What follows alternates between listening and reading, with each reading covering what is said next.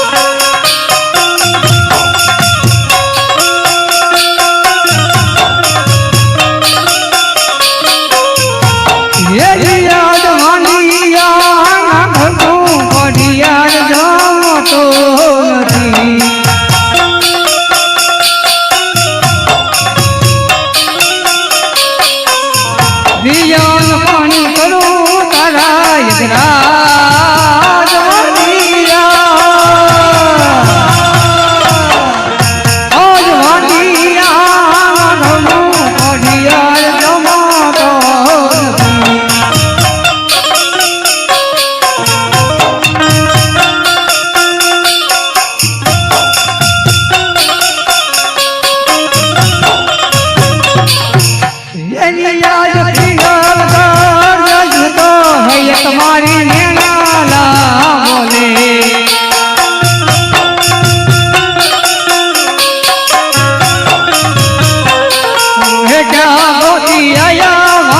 યો વેવાય પિંગલ આજ પિંગલ તો નૈયત મારી લેણા લાવો રે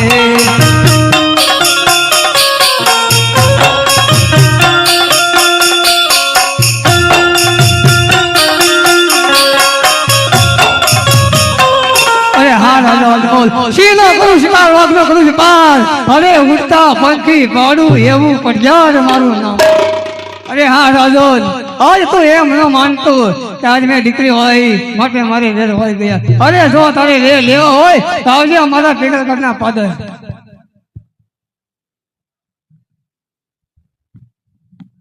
અરે પ્રધાન